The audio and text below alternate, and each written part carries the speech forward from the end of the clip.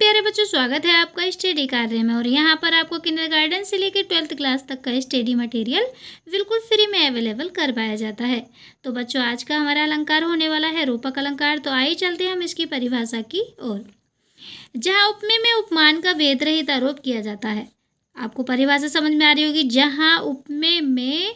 जहाँ उपमेय में उपमान का भेद रहित आरोप किया जाता है, यानी कोई भेद नहीं होता, बिल्कुल अंतर खत्म कर दिया जाता है, तो उसको ही हम क्या कहते हैं? रूपक अलंकार कहते हैं। उपमेय मतलब जो पास वाली चीज़ होती है, उपमान मतलब जो दूर वाली चीज़ होती है। एक प्रकार से हम कह सकते हैं प्रस्तुत और अप्रस्तुत, मतलब जो पेश है हमारे सामने दिखाई दे रही है उसमें, और अप्रस्तुत मतलब जो दिखाई नहीं दे रही है उसमें, मतलब क्या है? भेद नहीं बताया गया है, बिल्कुल एक ही बताया गया है। तो जैसे कि हम उदाहरणों के माध्यम से देख सकते हैं, जैसे कि हरि जननी में बालक तेरा। तो यहाँ पे क्या क्या दे रखा है इन्होंने? हरि जननी में बालक तेरा। हरि में और जननी में मतलब कोई भी भेद नहीं बताया गया, हरि को ही जननी मान लिया है। आगे आता है मुनिपद कमल बंदी दो भ्राता। तो यहाँ पे क्या है? पद को कमल मान लिया गया है। अगला है मैया मैं तो चंद्र खिलौना ले हूँ। तो यहाँ पे जो है खिलौना, यहाँ पे मतलब मैया मैं तो चंद्र खिलौना ले हूँ। तो यहाँ पे चंद्रमा को ही खिलौना मान लिया गया है, मतलब चंद्रमा तो हमारा अप्रस्तुत चीज़ हो गया और खिलौना हो गया प्रस्तुत चीज़, मतलब पास वाली चीज़।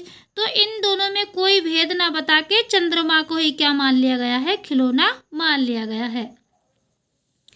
अगला है हमारा आय महंत वसंत। यहाँ पे महंत को ही वसंत मान लिया गया है। अगला उदाहरण है हमारा पायो जी मैंने राम रतन धन पायो। इसका मतलब है यहाँ पे जो है धन को ही क्या मान लिया गया है? राम रतन मान लिया गया है। अगला है पद पंकज, यानी पद को पैर को कमल मान लिया गया है, पंकज मतलब कमल। अगला है चरण सरोज पखरान लगा। तो यहाँ पे चरण को सरोज मान लिया गया है, यानी सरोज ही है, चरण सरोज हैं ऐसा बताया गया है। मतलब चरण में और सरोज में कोई अंतर नहीं है। यहाँ पे चरण और कमल में कोई अंतर नहीं बताया गया है। चरण कमल बंदो हरिराई, यानी यहाँ पे चरण और कमल में कोई भेद नहीं बताया गया है। अगला उदाहरण है हमारा विकसे संत सरोज। यहाँ पे संत सरोज है और हर्षे लोचन विरग भृंग। अगला उदाहरण हमारा बीती विभारी जागरी अंबर पनघट में डुबो रही तारा घट उषा नागरी। तो यहाँ पे हम देख सकते हैं नागरी सोई। तो यहाँ पे अंबर पनघट में कोई भेद नहीं है, तारा घट में कोई भेद नहीं है। अगला उदाहरण है हमारा शशि मुख पर घूंघट डाले आंचल में दीप छुपाए। तो कह सकते हैं यहाँ पे शशि और मुख में कोई अंतर नहीं। और बच्चों में एक बात और बता दूँ आपको कि इसकी पहचान है, इसके उदाहरणों की पहचान हम सबसे पहले कैसे करेंगे? हमें उदाहरण भी याद नहीं है, हमें अच्छे से याद भी नहीं है, तो इसके उदाहरणों की पहचान हम कैसे करेंगे? यहाँ पे योजक चिन्ह अवश्य लगा हुआ मिलेगा आपको। ये जो डैश डैश जैसा निशान है योजक चिन्ह, ये आपको 100% अलंकार में देखने को मिलेगा ही, जैसे हरि जननी और पद कमल। तो इससे भी हम पहचान सकते हैं।